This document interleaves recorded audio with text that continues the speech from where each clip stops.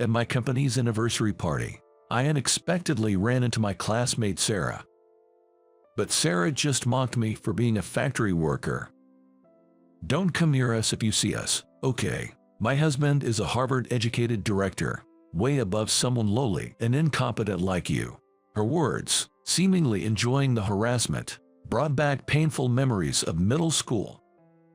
Back then, Sarah used to bully me for being poor. Finally, I felt as if the last straw of my patience had snapped inside me. "Well, your husband will be unemployed from tomorrow." Sarah was shocked by my unexpected words, but soon laughed it off as a joke. However, she and her husband would soon understand the true meaning of my words. My name is David Young. I'm turning 42 this year. I met my wife Annie at work and we got married. It's our 15th wedding anniversary this year, and I've never really had a serious argument with the kind and family-oriented Annie. I'm always grateful to Annie, who always supports me, and we live a peaceful life together. One day, my company decided to hold an anniversary party. It's the 50th anniversary this year, so it was going to be a big event, and I was looking forward to it. On the day of the anniversary, I wore a suit and tie picked out by Annie and got ready to leave. Annie had her hair done beautifully in the morning and was wearing a light-colored dress. "How do I look, David? You look incredibly beautiful." Her elegant beauty was mesmerizing, perhaps partly due to my bias. With Annie by my side, I headed to the venue. The venue we rented was quite large, and as we got closer, we saw more people heading to the same place. It's typical for a big corporation's anniversary party to have so many invitees. Yeah, there must be hundreds of people invited. While exchanging words with Annie, we entered the venue and waited for the event to start. Inside, many people had already gathered, exchanging greetings and introducing themselves. Company events are, in a way, a chance for self-promotion, so the more capable employees are eager to network. While I was greeting attendees, I was suddenly approached. "Is that you, David?" "You're Sarah, right?" There in front of me was Sarah, my classmate from middle school. She was eyeing me with a look that seemed to mock me. Sarah, the beauty and center of attention in our class since childhood, still maintained her beauty even after about 30 years since middle school. But now, her beauty faded as she glared at me with her eyes narrowed. "It's been a while, hasn't it, David? What are you doing now? Everyone's worried about you since you never show up to reunions." Sarah spoke to me with a mocking tone. To be frank, back in middle school, I wasn't exactly a standout in my class. Sarah, seemingly oblivious to this, kept talking with a high-pitched, cheerful laugh, even though I hadn't asked. "I got married 5 years ago. My husband is an elite employee who was in charge of an overseas branch until recently, and today, he's even getting recognized as an outstanding employee." "That's great, congratulations." Surprised that Sarah's husband worked at this company, I still offered my congratulations. Then Sarah, for some reason displeased, frowned. "There's no need for you to congratulate me. What kind of job do you have? Being here, are you associated with the company?" "I am." Before I could explain, Sarah waved her hand dismissively, as if bored with the conversation. "Never mind, it's not important. You probably work in some subcontractor's factory, being a middle school graduate and all." "I do go to the factory, indeed." I started to speak again, but by that time, Sarah had already turned her back on me. She had lost interest in me. "A factory worker like you shouldn't even be here. Just stay quiet in the corner and don't embarrass yourself." With that, Sarah walked away towards a man. That must be her husband, Brandon. While I thought it was petty, I made sure to remember his name. Sarah mocked me for being a middle school graduate, but to be precise, that's not entirely true. When I was in middle school, my mom got seriously ill, and my dad lost his job due to the recession. From that day, my life changed completely. My dad, once a diligent employee, started drinking and gambling to escape from the harsh reality. Soon we ran out of money and had to sell our house, moving into a small, old one-bedroom apartment. As a middle schooler, I grew taller but couldn't afford new uniforms or sportswear, so I had to make do with hand-me-downs from relatives. This made me a target for ridicule among my classmates. I was called poor and uncool. Sarah, beautiful and bossy, was the ringleader, even instructing the entire class not to talk to me. She was the popular girl in class, and no one dared to go against her, so her bullying continued until we graduated. On graduation day, Sarah called me over and asked with a sneer, "Which high school are you going to? It'd be good if you could get a hand-me-down uniform." I was so annoyed by her persistent teasing that I retorted, "I won't need a uniform for the high school I'm going to." Not going to high school, just working after middle school. Yay, that's right, I'm going to work after graduating middle school. Hearing my response, Sarah burst into laughter. "Can't believe you don't even have the money to go to high school. Well, do your best to earn, you poor middle school graduate." I left without replying to her. What I told Sarah wasn't entirely true, but it wasn't completely false either. I attended a night high school while working during the day. My dad was still drowning in alcohol, and my mom, who was doing piecework, kept going in and out of the hospital, so I had no one to rely on.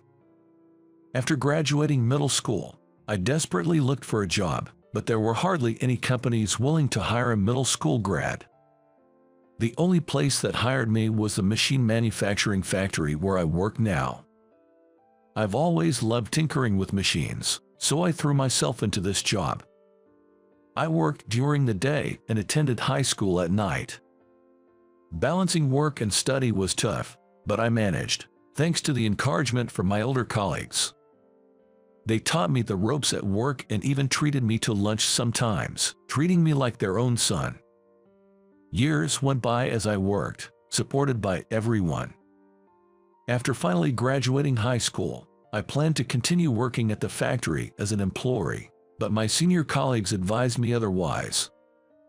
"Now that you've graduated high school, try to study as much as you can." They suggested I go to a technical college, telling me about scholarship programs and direct company support for employees. I was surprised and grateful for their concern.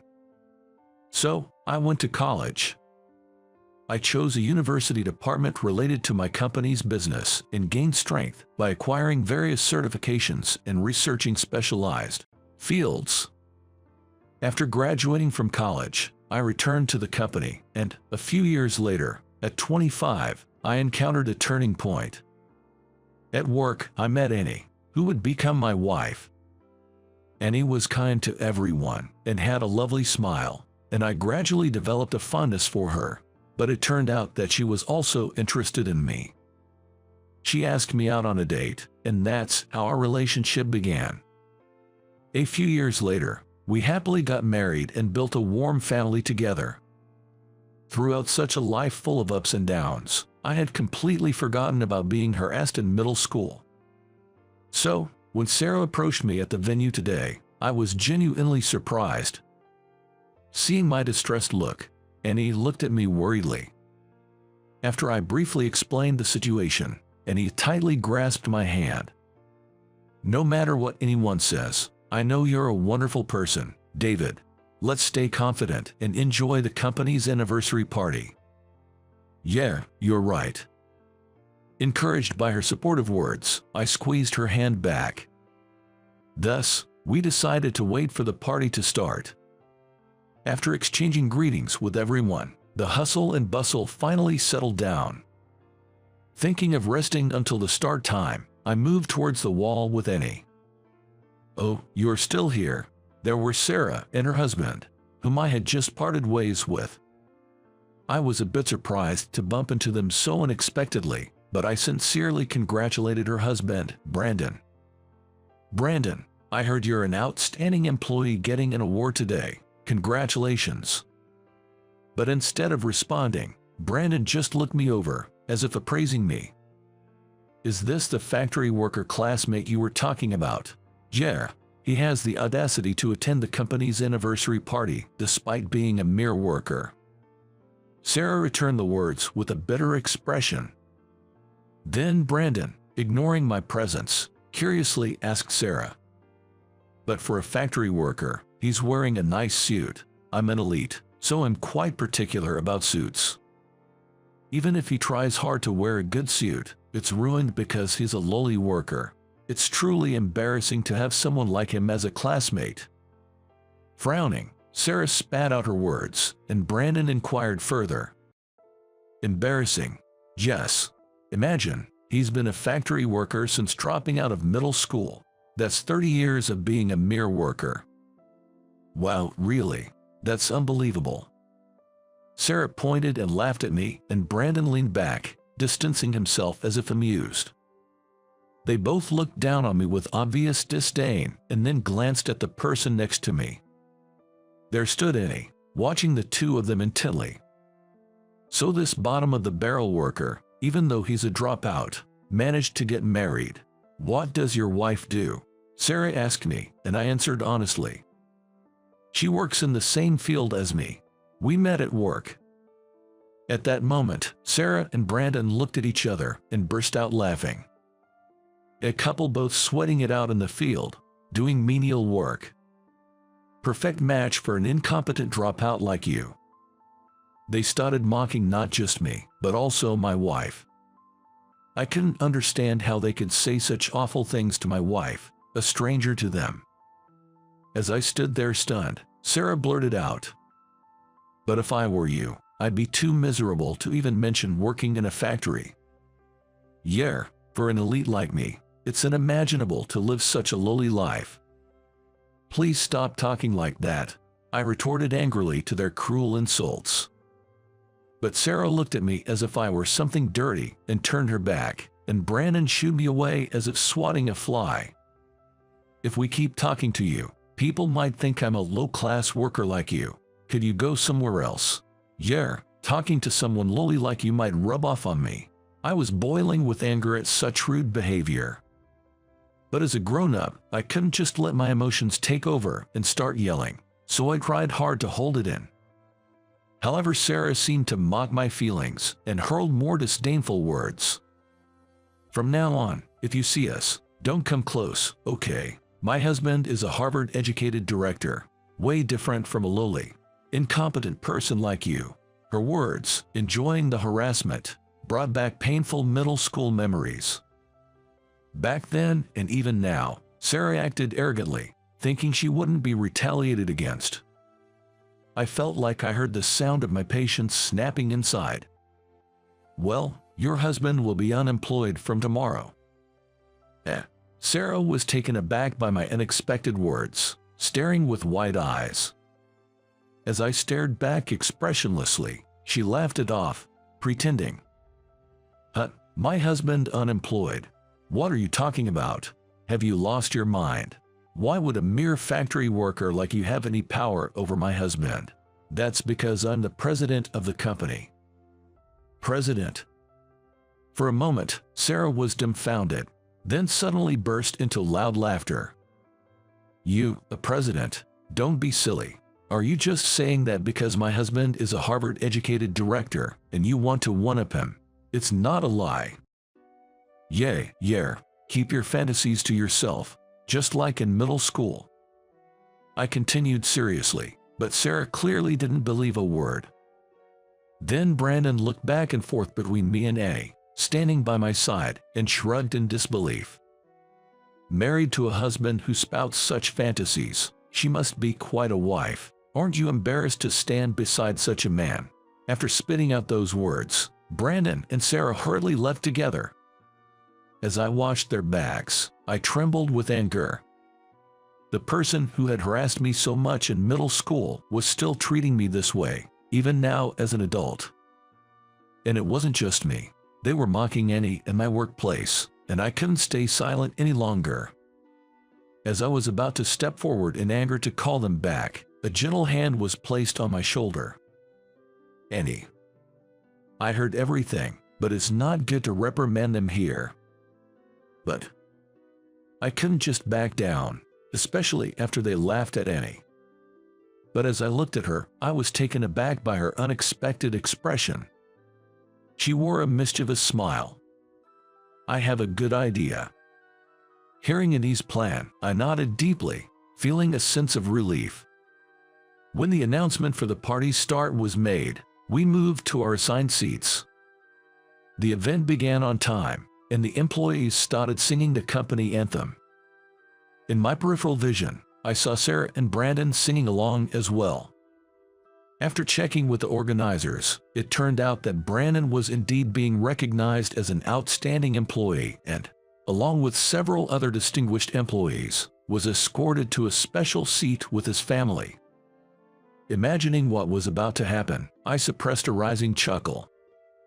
After the anthem, the entertainment part started. There were performances by a magician and comedians summarizing the company's history in a skit, filling the room with a festive atmosphere. As the entertainment ended, the host led the applause and continued with the ceremony. "Next, we'll have a speech from the president and CEO, Mr. Young." Upon those words, I began to walk slowly. As I stood on the stage, I looked over the gathered crowd, expressing my gratitude.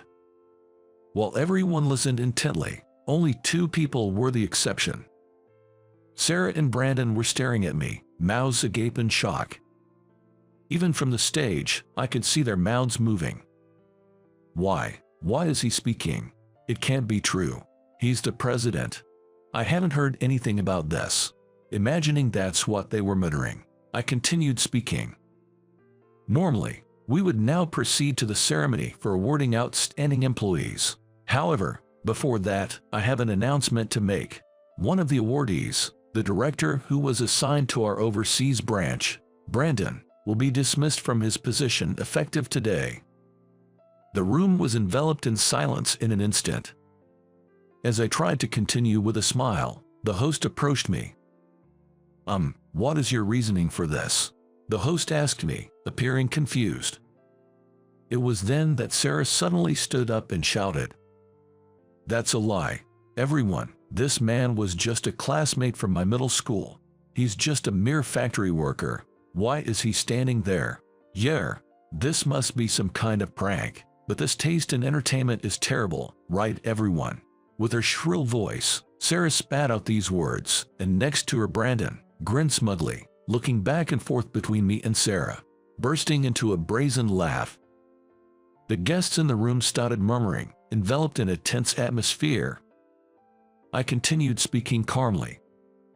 "Sarah just mentioned earlier that working in a factory is a lowly job. She also told me not to talk to her anymore, fearing that the lowliness would rub off on her." "So what?" Sarah glared back at me, hands on her hips, still refusing to admit her wrongdoing. "I work for this company. I cannot continue working with someone who is ashamed of our work. But my husband is an elite director, completely different from you. End the charade now." But at that moment, the executive director, Ethan, rushed to the awardee's seat, his face flushed with anger, and started yelling at Brandon. "Hey, apologize to Mr. Young right now." However, Sarah and Brandon, still half smiling, refused to believe Ethan's words. "What's wrong, Ethan? Why should we apologize to some factory worker? Jer, he's just a lowly, incompetent worker. He's just trying to scare us by lying about firing my husband." But Ethan shouted back, his voice trembling. "State the name of our company. Young High-Tech Corporation, but Muttering this, Brandon suddenly realized, and his face turned pale. His name, David Yum. Could it be? He's really our company's president. At Brandon's words, Sarah froze in shock. During this time, I had been watching them, and judging that they finally understood, I spoke again. "It seems you finally believe me." Brandon, his face ashen, was shaking all over, hardly able to stand from his chair. In fact, Annie is the daughter of a major manufacturer that produces some of the leading semiconductor devices in the country. The company that accepted me, a middle school grad, was one of her parents' factories. At that time, it was still a mid-sized company taking on various machinery productions, but 30 years ago, it developed its first proprietary product, a microcurrent meter, and has since expanded its business with the advancement of electronic device technology. Now, alongside semiconductor manufacturing, we're collaborating with foreign companies to develop even more precise testing systems. Combining the knowledge I gained in college with a practical perspective, I actively participated in product development after graduating, resulting in several hit products. Thanks to this, I was transferred to the headquarters, promoted to Director of Electronic Hardware Development, and that's where I met Annie. Even after our marriage, Annie's family never spoke ill of my past attending a night high school. Instead, they warmly accepted me as a diligent and enthusiastic young man, rare in this era. Wanting to repay this family and the company that raised me, I devoted myself to my work without distraction. Then 2 years ago, when Annie's father retired, I took over as the president. Understanding the truth, Brandon looked like he was about to collapse, and Ethan addressed him even more desperately. "You were overseas, so you might not have known directly, but at least check the information about the company you work for. That is." Brandon, his face still pale, tried to stammer an excuse. But Ethan, his face red with anger, kept yelling, "You're so caught up in being an elite from Harvard University that you don't even know the face of our president. I'm ashamed that I recommended someone like you as an outstanding employee." Ethan then grabbed Brandon by the scruff of his neck and dragged him in front of me. Ethan forcefully bowed Brandon's head and then joined him in kneeling down. "I deeply apologize for the disrespectful behavior of my subordinate. Please forgive us. I'm so sorry for my ignorance. It's inexcusable." Brandon finally knelt down of his own accord, his face turning bright red as sweat dripped onto the floor. Annie, who had been watching this unfold, turned to me with a question. Yes, this was the plan Annie had come up with. "David, what will you do now? You've revealed the truth in front of everyone to avoid being accused of unilaterally firing an employee." "Yeah, well, he's fired. Someone who insults a person they've just met like that definitely doesn't fit in with our company." As I said this, Brandon fell silent, his forehead dripping with sweat. Ethan quickly spoke up. "I apologize for my wrong judgment, causing such inconvenience. I'll refrain from suing for defamation since he has apologized. Let's fire him and put an end to this commotion." Hearing my words, Ethan seemed to breathe a sigh of relief, thinking the situation was resolved. But the next voice came from Sarah, who had been dumbfoundedly watching everything. Her face flushed with anger, she lashed out at me. "I don't care if you're the president or whatever. Why do you get to act so high and mighty?" Furious and almost panting, Sarah was met with my calm response. "Before you criticize others, maybe you should worry about your own life. With your husband fired, you'll lose your income and won't be able to live luxuriously anymore." Sarah, upon hearing my words, finally seemed to grasp her situation, standing frozen, her lips quivering. Annie, glancing at her, whispered to me, "David, let's have those people leave now." "Yeah, you're right. It's a special anniversary party, after all. We need to make sure everyone who came enjoys it." I instructed the staff to escort Brandon, who was still kneeling, and Sarah, pale-faced and rigid, out of the venue. After they left, we refreshed the atmosphere of the venue and successfully concluded the party. Brandon later repeatedly tried to apologize, but I dismissed them. Having an employee who looks down on others just because of Sarah's words could eventually lead to issues at work. Brandon, who had been fired, suffered greatly since he had already purchased a luxurious home and car on loan, relying on his salary. Sarah, who always loved a lavish lifestyle and apparently never saved much, found their finances in dire straits within months. Unable to pay the enormous loans, the couple eventually had to sell their house and car and move to a shabby apartment. Brandon struggled to find a new job, losing both money and status, leading to endless quarrels in their now impoverished household. Eventually, they divorced and now live separately. Brandon, desperate for a job, finally found work as a factory worker. He spends his days standing in front of a conveyor belt, endlessly assembling machines as part of a repetitive process. Meanwhile, Sarah became a topic of discussion among her local classmates for her actions towards me. Abandoned even by her family, she now lives alone, struggling to afford meals. Her once prized beauty faded away.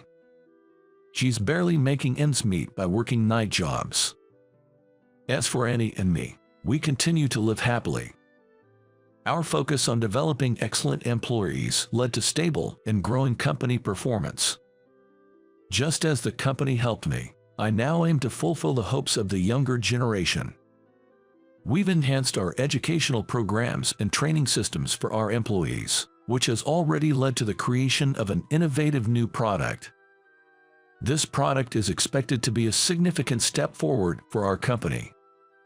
But it's not just a new product that was born. Annie and I also welcomed a beautiful daughter. Annie's family is overjoyed and adores her. I'm so glad I met you. I'm truly happy. Me too. When I graduated from middle school, I thought my life was over. But by never giving up on my potential and tirelessly searching for a path, I've been helped by many and now lead such a happy life. I want to continue delivering products that make the world a better place as a way to give back. With this resolve in my heart, I smiled at my precious family.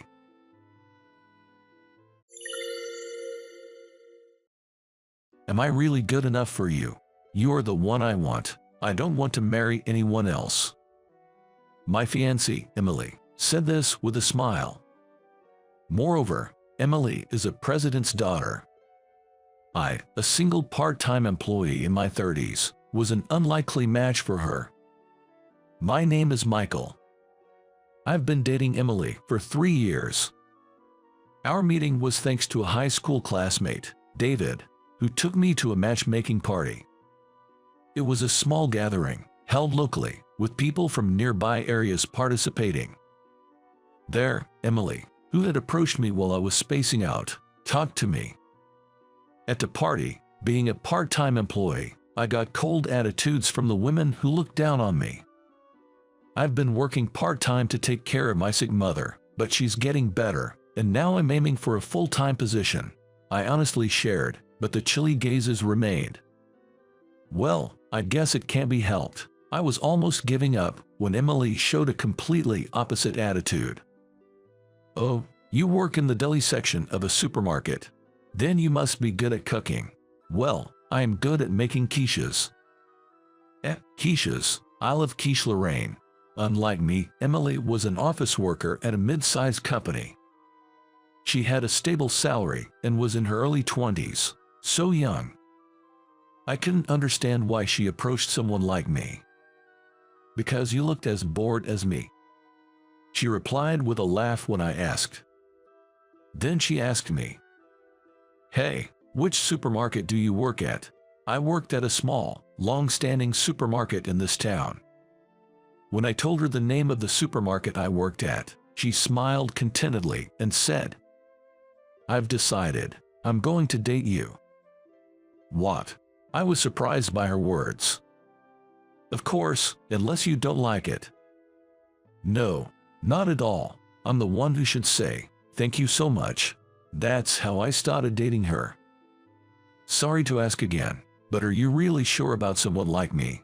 When I asked for confirmation, she replied in a sulky manner, "Because I wanted to be with you."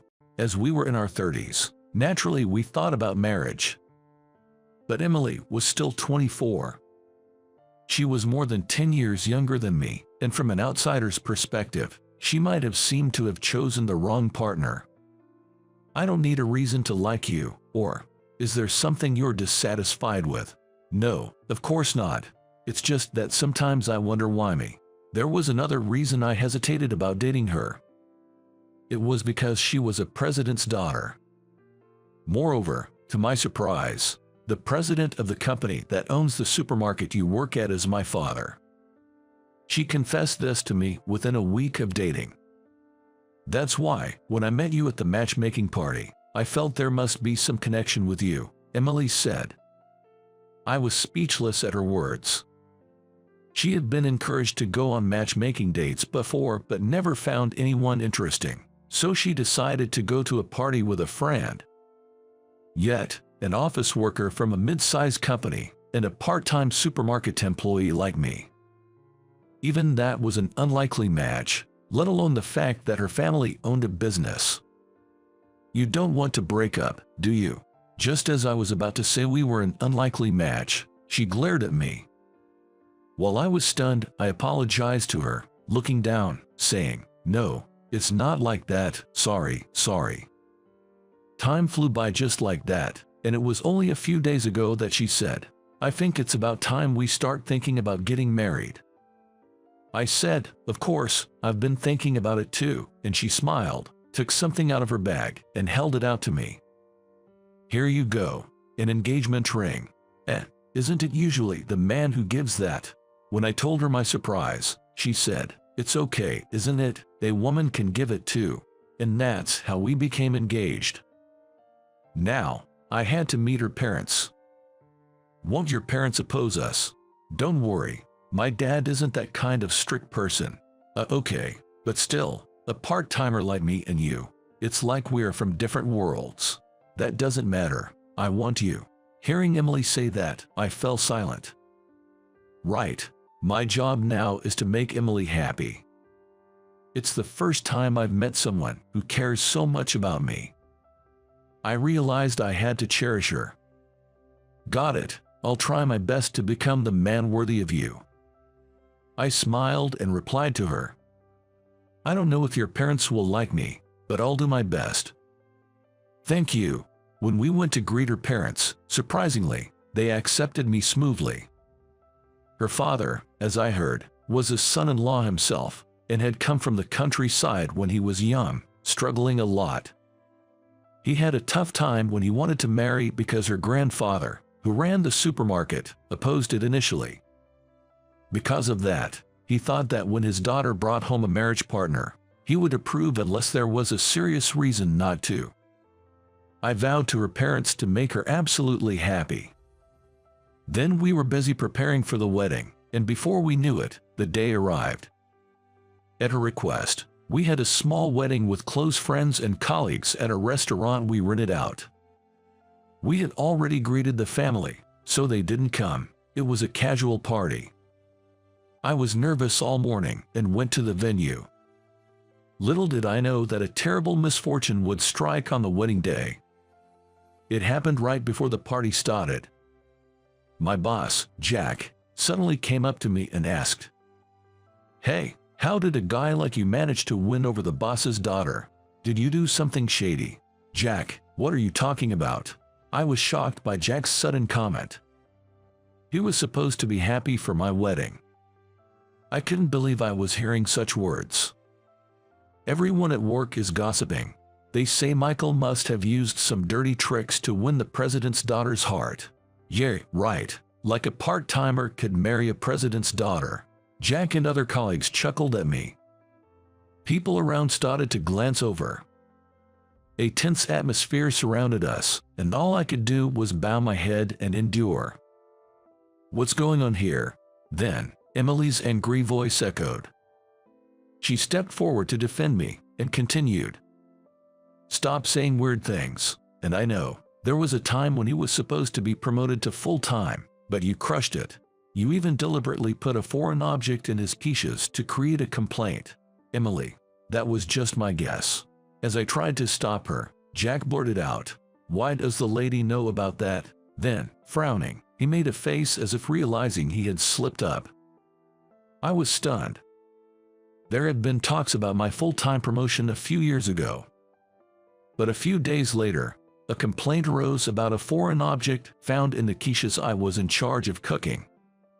This led to the full-time employment opportunity being scrapped. At the time, when I heard about the contamination, I was pale-faced, and Jack said, "It's a shame the result turned out this way because you didn't make proper quiches. You'll need to write a report on this." I remember Jack had a brief smirk after saying that. I, having no recollection of such a mistake, confronted Jack. "Wait a minute, there's no way something could have gotten mixed in during the process. I always ensure everything is checked thoroughly. This has never happened before." "So what are you saying? Are you implying that the customer is lying?" "I've never said anything like that." I began to suspect Jack when I saw his smirking face. He was the one who had displayed those quiches in the store. But there was no proof. I couldn't think of any reason why Jack would do such a thing. Then, an unexpected person appeared before us. Seeing this person, Jack's eyes widened in fear. Mr. Thompson, Emily's father, the president of the supermarket, Mr. Thompson, glared at Jack and continued. "I've been listening to the conversation. You just asked Emily. Why does the lady know about that? What do you mean by that?" "No, I was just wondering why she knew about Michael's complaint." Jack stammered his response. "Michael and my daughter are in a relationship. They would discuss such things. The issue is why you reacted to that conversation. That is." Jack slumped, weakened by Mr. Thompson's words. Then, suddenly, he apologized to me. "I'm sorry. I thought if you became a full-time employee, my position would be at risk." Why would that be the case? That is, Jack fumbled for words at my question. "Let's discuss this in another room." "Yes." Mr. Thompson said this and walked away with Jack. As they left the venue, we looked at each other. Why did Jack do such a thing? I was consumed by these thoughts until the ceremony ended. Mr. Thompson later revealed that Jack was worried that if I, a diligent worker, became full-time, I would quickly surpass and outshine him. It's jealousy, I suppose. It's regrettable that such a person is an employee of my company. After the ceremony, in the back room, Mr. Thompson finished explaining the situation to me. I can't believe he had such a childish motive, and to cause trouble for a customer, that's outrageous. I intend to take some action against him. It was an unbelievable act, causing trouble for an innocent customer, a justified consequence indeed. Now, let's put this unpleasantness behind us. By the way, how is that plan of yours coming along? Yes, it seems to be on track, I replied cheerfully to Mr. Thompson's words. It's sad to lose a skilled and experienced part-timer like you, but this was my suggestion after all. Yes, thanks to that, it looks like Emily and I will have a good life together. She is our only daughter. Take good care of her. Yes, I understand. And a year after the wedding, I had left the supermarket and opened my own store. It was a small deli. We managed to open the store with savings I had accumulated over the years and Emily's savings. I was surprised when your father suggested I start my own shop. Owning a deli has been my dream since high school. High school, huh? To think we had met back then. Really. As it turns out, Emily and I had met once, 10 years ago. Back then, Emily, in her rebellious phase and often clashing with her parents, frequently ran away from home. I met her during one of those times when she had left home. Hey, young lady, what are you doing in front of a convenience store at this hour? It's none of your business. Seeing her sullen expression, I just couldn't leave her alone. So, I gave her the leftover quiches from the supermarket I was planning to have for dinner. Here, if you're hungry, eat this. It's better than staying hungry, right? It's none of your business. Just as she said that, her stomach growled. Oh no, my stomach just growled. See, I told you so. I laughed loudly beside her, who was embarrassed. After listening to her parents' complaints, I persuaded her and took her back home. She looked so different then, with heavy makeup and a much heavier body, that I didn't realize until she told me that she was the same girl I met back then. We must be deeply connected in some way. Thanks to your father providing the land, I was able to build my own shop. There are no rental spaces around here, so it was a big help. Your life is starting anew. Let's make delicious deli food together and make our community happy. Yeah, you're right. Gently, I touched Emily's stomach. Next year, our family will grow, and our days will be filled with joy. I'm determined to keep working hard. That's a promise I made to myself. Hey, don't you guys dare help Michael. If you do, I'll increase your workload as well. The employees made sour faces at their manager Jake shouting, "Stick to the countryside forever."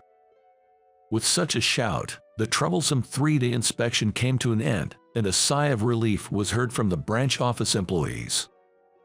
You endured well. It's all for the sake of the branch. Saying this with a smile, he was thanked and appreciated by the other employees. 2 days later, I was called to the head office. The sound of leather shoes clicked as I walked. Dressed in a branded custom-tailored suit and with my hair neatly arranged, the assembly buzzed at my appearance. Most of the murmurs were about who I was. Chairman Thompson began to speak. From today, my grandson will be the new president, and this is the president of this company from now on, Michael Johnson. It's an honor to receive such a privilege after working at a different branch for so long. I may not be at the head office often, but I look forward to working with you all. What? After standing confidently in front of the microphone and delivering my speech, applause broke out. When I looked up, I locked eyes with Jake. He was clearly confused and, at the same time, furious, his face turning red with anger. I am Michael, a 45-year-old rank-and-file employee of the company. I guess you could say I'm one of those employees that have been put out the pasture. I was surprised when I got a job at a major company at 22. I worked hard aiming for higher positions. However, before I knew it, I was transferred to the countryside, and since then, I've never been called back to the head office, and here I am at this age. I suppose I'm a laughing stock at the head office, but there's no one like that here in this quiet and peaceful local branch. I liked working in this calm and quiet region. Above all, it was good to be able to commute from my parents' house. A few years after I got a job, my father passed away suddenly, and I went back home.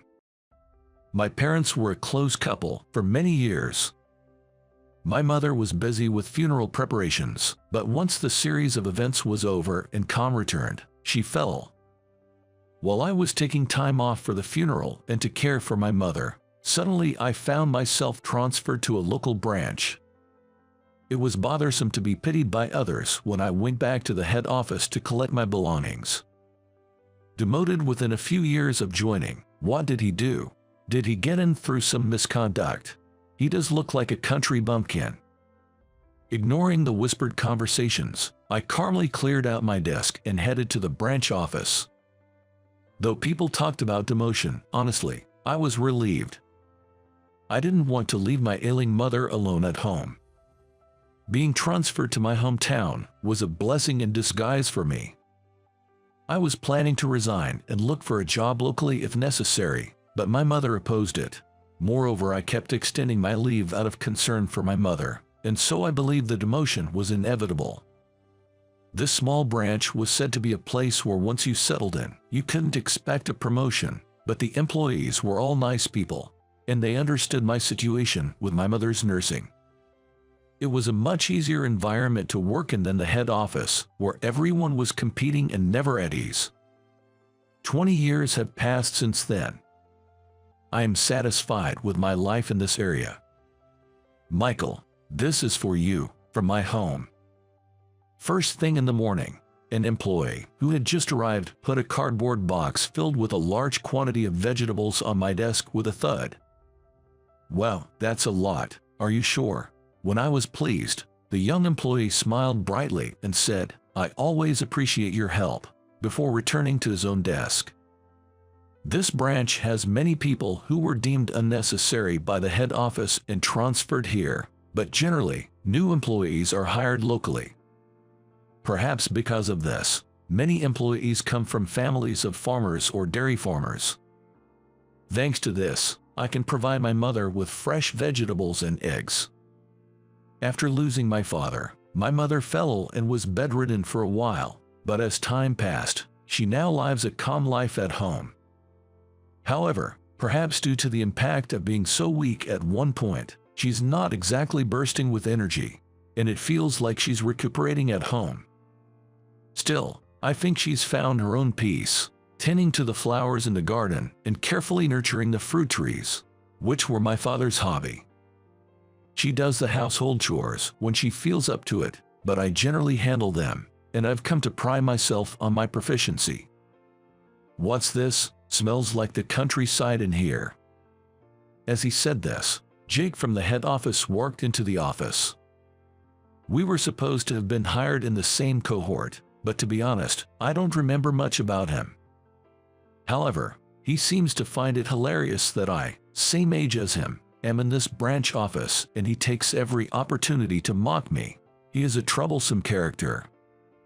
He's here for an inspection and will be staying at this branch for about 3 days, but instead of working, he mocks this idyllic place and belittles the employees, spending every night drinking with the big shots who came with him.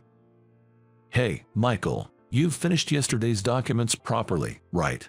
"Yes, here they are." I believe it was originally Jake's task, but I was the one who ended up having to compile the documents for the meeting.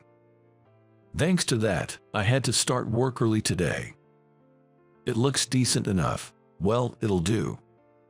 Without a word of thanks, Jake quickly glanced over the documents and returned to his desk. Damn, the chairs in the countryside are hard. He grumbled, but sat in the best desk and chair in the office. The atmosphere of the office, which had been bright until then, suddenly turned gloomy.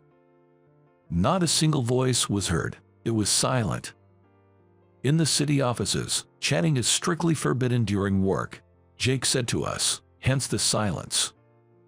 Indeed, in the city, with its multitude of people and work, concentration might be necessary. However, in this branch, employees communicate with each other, work without accumulating stress, and enjoy their work.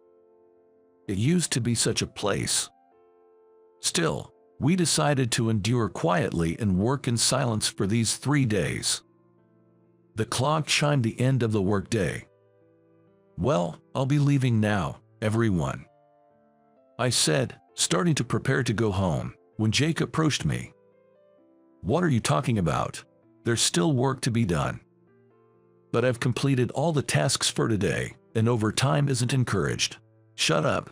It's normal to work overtime if there's work left."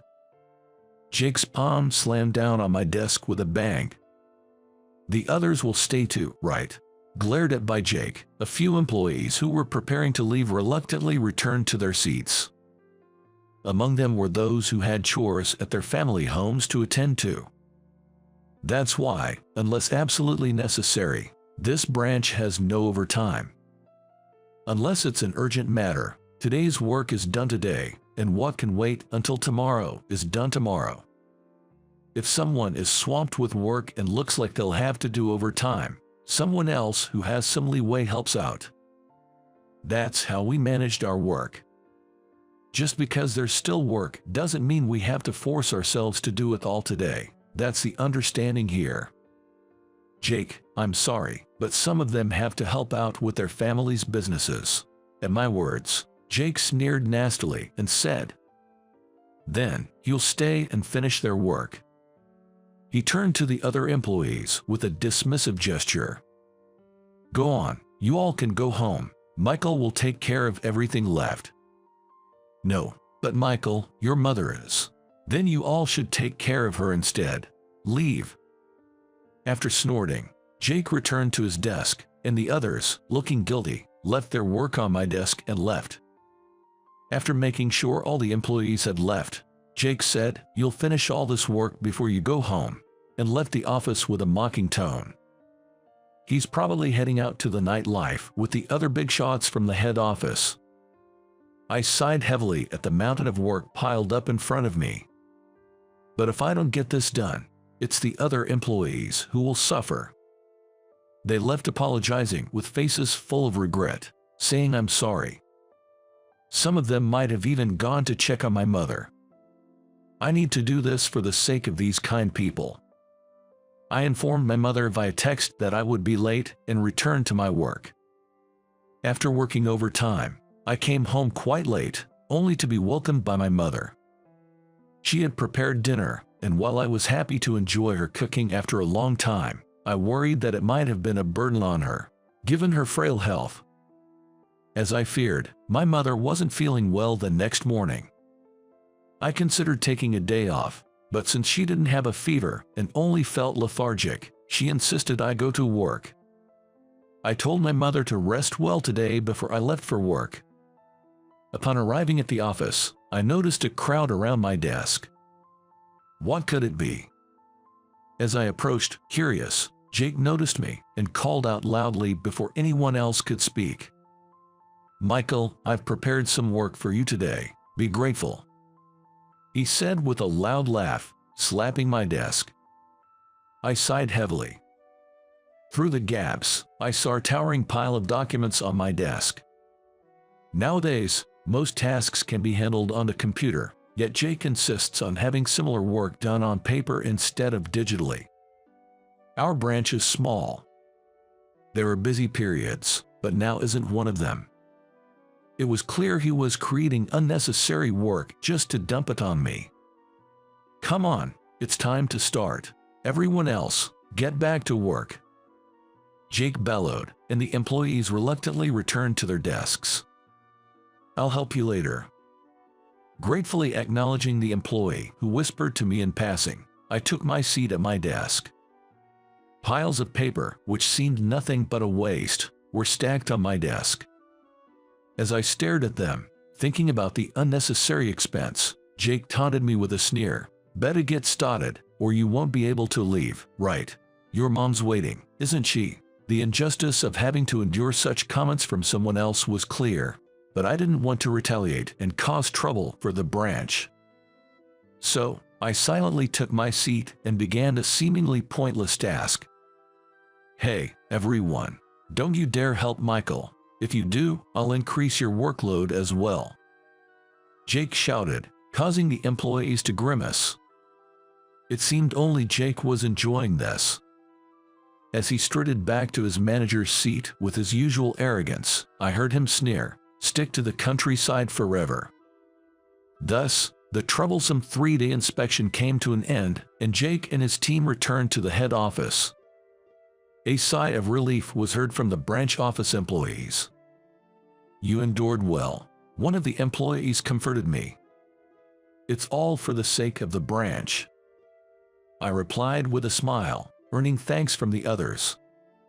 Back home, my mother and I laughed over the generous share of food we received, ensuring we wouldn't have to worry about meals for a while. 2 days later, I was summoned to the head office. At a major corporation's head office, a weekly morning assembly is held. However, today's assembly was a bit different. People were announced for awards, promotions, and reassignments. In other words, demotions. This time, there was also an announcement from Chairman Thompson about the new president, making the gathered employees somewhat restless. Amid the murmuring crowd, the sound of a cane tapping silenced the room. Chairman Thompson, now 80 years old, ascended to the stage. He remains a charismatic figure supporting this large corporation. After completing the morning assembly's greetings without issue, he announced in a dignified voice, "Now, I will introduce the new president," bringing the room to a hushed anticipation. The click of leather shoes echoed. Dressed in a brand custom-made suit and with my hair neatly arranged, my appearance stirred the assembly. Most of the murmurs were questioning who that guy was. At the same time, there were also voices asking why him. Jake was among them. Those who knew of my brief time at the head office were likely the ones making noise, though they were few. That made sense. I hadn't been to the head office in a long time. Standing next to Chairman Thompson, his deep, clear voice resonated from the microphone. "From today, my grandson will serve as the new president.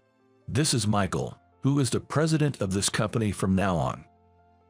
I have worked for a long time at another branch, and I am deeply honored to receive such a distinction. Although I haven't been much at the head office, I look forward to working with all of you." What? After I finished my speech and greeted everyone, applause erupted. When I looked up, I locked eyes with Jake. He was clearly confused, yet his face was red with rage. I coolly brushed it off, acting as if he was invisible to me. This seemed to infuriate him even more. A shout broke the silence of the room. "What is this about? Why is this man becoming president?" Many others seemed to share the same question. All eyes turned to the stage. However, Chairman Thompson, unfazed, responded, "It's rude to interrupt the morning assembly, but as many seem to share the same question, I will provide a brief answer. Michael is my grandson." The room buzzed with whispers at his words. Just because he's a relative, does that justify such a sudden promotion to president? Isn't this nepotism going too far? Jake's words were echoed by others, agreeing with him. Most were my contemporaries or from an older generation who knew of me. "First of all, we've never even heard about your grandson. How can someone who barely knows the company become president?" Jake, emboldened by finding allies, continued his loud complaints. Chairman Thompson, massaging his temples, let out a tired sigh. I took the microphone from Chairman Thompson, gave him a nod, and moved to the center of the stage. "Let me explain about that. I see some of you are agitated, but please listen quietly first." As my calm voice spread through the microphone, the commotion slowly settled, leaving only Jake glaring up at me spitefully. And so, I began to tell my story. Very few knew about me. Firstly, my father was the president of this company. I joined the company discreetly because I didn't want to be seen as riding on my father's coattails. Originally, my parents had eloped and started living in the countryside. However, to gain approval from Chairman Thompson, who was opposed to their marriage until the end, my father had many discussions and pleaded with him, eventually starting to work at a branch of the company in the countryside. From there, he dedicated himself to his work, gradually earning Chairman Thompson's recognition, and rapidly climbed the corporate ladder. Though he worked at the head office for a few years, he found it hard to live away from my mother and, with incredible performance, climbed further up the ranks, reconciled with Chairman Thompson, and became the president. Then, he returned to the countryside as soon as possible and began working remotely, mainly through emails and conference calls. He would go to the head office when necessary, but never left home for more than a week. Based in the countryside branch, most communications could be managed, so unless there were visitors, instructions from the branch sufficed. I joined this company wanting to support my father. This was a secret from both my parents, and when I announced my job offer, they were both surprised and delighted. Then, a few years into my work at the head office, my father passed away suddenly. I rushed back home, and Chairman Thompson also came. That's when we discussed the future. My father, who wasn't particularly strong physically, seemed to have overworked himself, even with remote work. Upon hearing this for the first time, my grandfather apologized for the regrettable situation. My mother, both crying and laughing, said that this allowed us to reconcile. Then, she gathered herself and began to speak.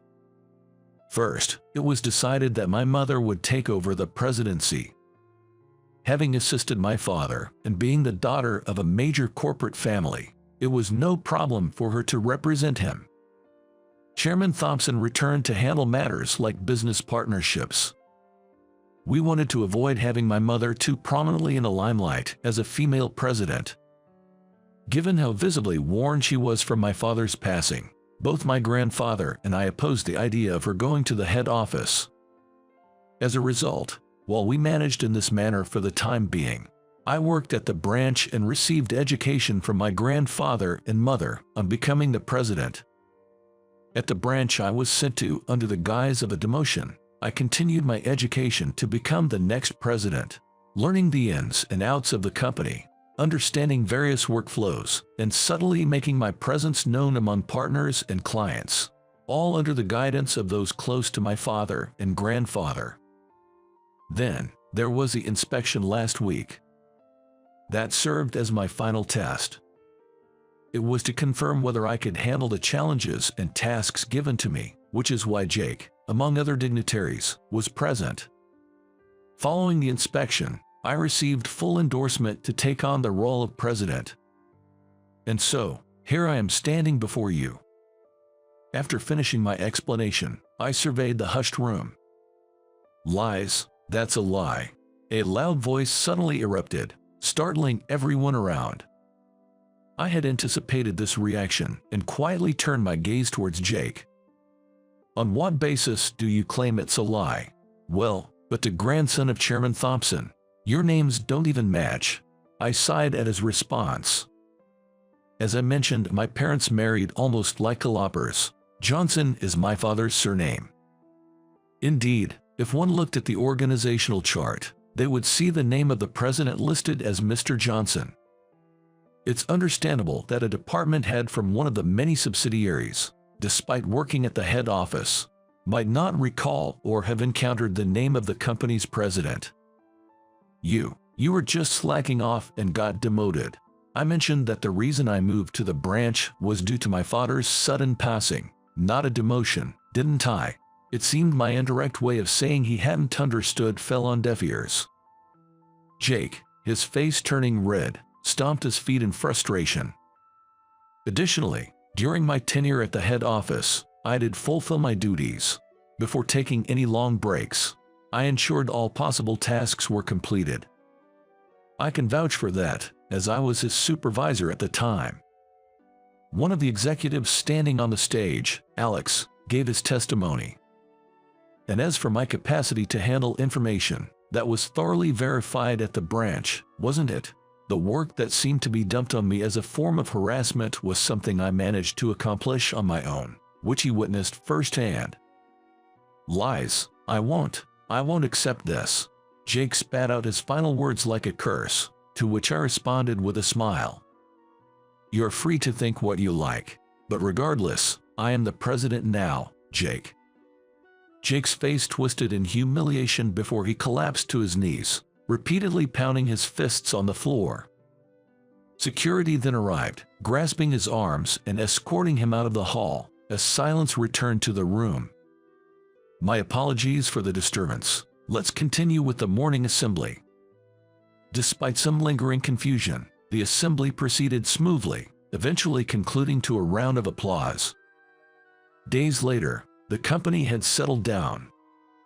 Initially, I intended to work remotely due to concerns for my mother, but with the recent developments, she decided to return to her hometown, allowing me to live with my grandparents and commute to the head office. The company, which had been somewhat passive, became more active with my leadership, continuing to grow. Jake was transferred to the branch where I had previously worked. It seems there's widespread speculation among colleagues that causing such a commotion justifies his demotion. Good morning, Mr. Johnson. Here's your schedule for today. Thank you. I appreciate your consistently thorough work. Not at all. Overtime has decreased, and our company is renowned as an outstanding white-collar enterprise. I couldn't help but smile at Sarah, my secretary, who took such pride in our achievements as if they were her own. That's good to hear. I didn't want to overburden Chairman Thompson or my mother, who can now finally take her time to mourn my father and rest. I've taken over the tasks requested by my grandfather and mother, and everything is going smoothly. However, Are you really okay with how Jake's situation was handled? Just letting it go like that? Many, including executives aware of his actions at the branch, thought the treatment of Jake was too lenient. But I have my own thoughts on this. Knowing I'm the president and still challenging me that way shows he has spirit. I'd like him to learn and grow from his experience at the branch and then return. Hearing this, Sarah sighed and muttered that I was too kind. Years have passed since then. On my rare visit to the branch, I was welcomed by many people. While some in the branch knew of my background, most employees who didn't were surprised to see me inspecting as the president. Even so, they were as friendly as ever, offering me more gifts than I could carry, saying, "We harvested a lot, so please take these back with you." And so, to the next destination. Jake was sitting in the branch manager's seat. I had sent him there as a regular employee, but I knew he was ambitious and capable enough to climb up to a branch manager position within a few years. "Welcome, Mr. Johnson. It's not much, but please feel free to look around." Though his voice was restrained, dripping with humiliation, he no longer spewed insults. "I'll do just that. This place feels like home to me," I said, looking around the familiar office. "Don't worry, I won't increase your workload just to trouble you." My smiling remark made the employees who knew our history chuckle, while those unaware looked puzzled. Jake alone hung his head in an awkward embarrassment, mumbling, "Please, no more." "Funny, someday I'd like to work alongside you. I'm looking forward to it." At my words, Jake hung his head even lower, and the surrounding employees watched the scene with amused smiles.